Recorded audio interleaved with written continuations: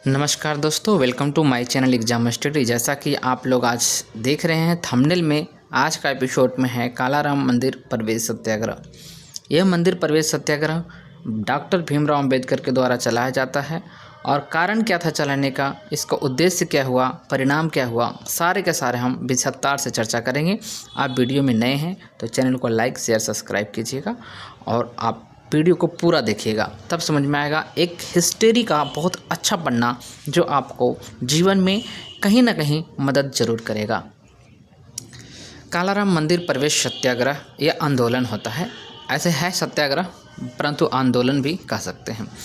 कालाराम मंदिर प्रवेश आंदोलन 1930 ईस्वी में डॉक्टर भीमराव अंबेडकर के नेतृत्व में दलितों की के लिए सम्मान और सामाजिक न्याय को मांग के लिए एक महत्वपूर्ण सत्याग्रह किया जाता है। इसका उद्देश्य महाराष्ट्र का नासिक स्थित कालाराम मंदिर में अछूतों को प्रवेश और पूजा का अधिकार दिलाना था, जो भारतीय समाज में गहरे जातिगत भेदभाव बन गए थे के खिलाफ एक अहिंसक संघर्ष था, जिसमें कोई मारपीट नहीं हुआ था, जिसने सामाजिक सुधारों की नींव रखी थी।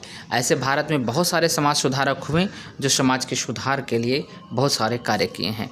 उनमें से एक भीमराव अंबेडकर भी थे, जिन्होंने समाज के सुधारक के साथ साथ राजनीतिक सुधार और उन्होंने एक वकील जो न्यायिक सुधार के भी बात कहे हैं। जैसे कि आप लोग को पता होगा कि भीमराव अंबेडकर के द्वारा संविधान के ड्राफ्टिंग किया गया था और उन्हें अनुच्छेद 32 जो है 32 आर्टिकल 32 को संविधान की आत्मा कहा गया था। बिकॉज ऑफ इसलिए कहा गया था क्योंकि इस संविधान के जो अनुच्छेद है इसमें हमें 5 प्रकार के रीट न्यायालय के द्वारा जारी करने की मांग किया गया था।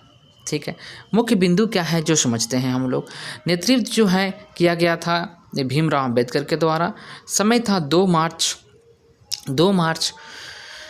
1930 ईस्वी को और कई वर्ष तक ये आंदोलन चला था। नासिक महाराष्ट्र का कालाराम मंदिर पंचवटी क्षेत्र में है। उद्देश्य क्या है इसका, तो उद्देश्य समझते हैं। उद्देश्य दलितों अछूतों को मंदिर में प्रवेश और पूजा का अधिकार दिलाना, जाति आधारित भेदभाव और अस्पृश्यता छुआछूत को चुनौती देना था।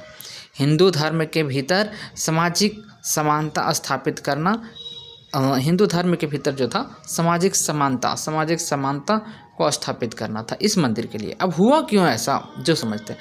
अंबेडकर के नेतृत्व में दलितों ने भजन गाते हुए मंदिर में प्रवेश करने का प्रयास किया था। किसके नेतृत्व में? अंबेडकर नेतृत्व में। भजन गाते हुए, ऐसे भजन गाने के दलितों का अधिकार नहीं था, क्योंकि भगवान के पूजने और छूने का अधिकार दलितों को उस समय नहीं था। आप सोच सकते हैं, मैं ऐसे भारत में उस तरह के भारत में रह रहे थे। 1930 की बात है जब अंग्रेज यहाँ शासन कर रहा था। उस समय हमें अपना भगवान सबका एक ही भगवान है, उस भगवान को छूने का अधिकार नहीं दिया गया था। इन दलितों को वहाँ पहुँचने का अधिकार नहीं दिया गया था, उनके भजन गाने का अधिकार नहीं दिया गया था, वेद नहीं पढ़ा जा सकता था, वेद नहीं सुना जा सकता था। यदि जो कोई वेद सुन लेता था उसके कान में शीशा पिघलाकर डाल दिया जाता था। यदि कोई वेद पढ़ देता था उसका जीभ काट दिया जाता था। ऐसे तथाकथित ग्रंथों में लिखा हुआ है। ठीक है, क्या प्रमाणिक है, क्या सच है, इसके बारे में हम नहीं ज्ञात कर पाए हैं। रूढ़िवादी हिंदुओं और पुलिस द्वारा हिंसक विरोध का सामना करना पड़ा। यह आंदोलन रामनवमी जुलूस के दौरान शुरू हुआ था। ये आंदोलन हुआ था क्यों? रामनवमी के जुलूस के दौरान शुरू हुआ था, जो अंबेडकर और उनके अनुयायियों को रथ छूने से रोका गया। रामनवमी के दिन था, रथ जा रही थी, अंबेडकर और उनके लोगों ने इस उन्माद में थे और उन्होंने रथ को सोचे हम भी कंधा लगा देंगे। पहले कंधा पे लेके जाया जाता था, वही कंधा लगाने के लिए जैसे ही जा रहे थे वैसे ही उनको रोक दिया गया। बिकॉज यू आर दलित, आप दलित हो इसलिए। और इसी का परिणाम यह हुआ कि इनको बहुत गहरा सदमा लगा। बताओ मैं कैसे भारत में रह रहा हूँ जहाँ संविधान लिखने का अधिकार मुझे दिया जाएगा, मुझे बराबरी का अधिकार दिया जाएगा। उसमें अंग्रेज थे भारत में और मुझे छूने नहीं दिया जा रहा है अपना भगवान को, और मेरे द्वारा चढ़ाया गया चढ़ावा को तो स्वीकार किया जा रहा है। ये कैसा हो सकता है? इन्होंने इसका प्रभाव ये हुआ कि हालांकि तुरंत मंदिर में प्रवेश करने की अनुमति नहीं मिली थी। उन्होंने जातिवाद के खिलाफ जागरूकता बढ़ाई, लोगों को बताया कि देखो हमारे साथ जो ये अन्याय हो रहा है ये गलत है, ऐसा नहीं होना चाहिए। उसके बाद उन्होंने दलितों और शोषितों को अधिकार के लिए एक बड़ा संघर्ष किया और प्रेरित किया। यह भारतीय नागरिक अधिकारों के विमर्श का एक महत्वपूर्ण हिस्सा बना था।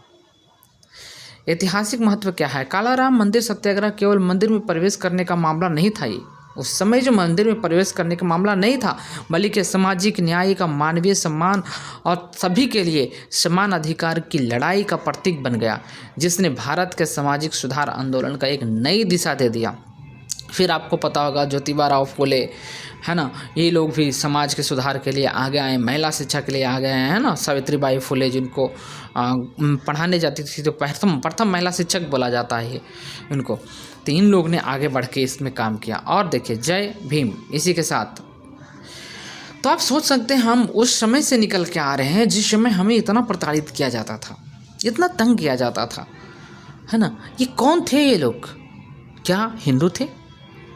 क्या तथाकथित उच्च कोटि के हिंदू थे? तो देखिए, तथाकथित कुछ उच्च कोटि के हिंदू थे जिनको मानना था कि मैं ही सर्वश्रेष्ठ हूँ। ठीक है, ऐसे सभी लोग को मैं नहीं बोल रहा हूँ, कुछ लोग तो अभी भी मानते हैं इस बात को। ठीक है, इसीलिए अनुच्छेद आर्टिकल 17 में कहा गया है कि अस्पृश्यता का अंत, छुआछूत का अंत कर दिया गया है। ठीक है, आज का एपिसोड में इतना ही रहेगा। कल फिर एक नए एपिसोड के साथ आएंगे। आप बताइएगा कमेंट सेक्शन में कि आपको किस महानुभाव के बारे में जानना और उनके बारे में पसंद करते हैं।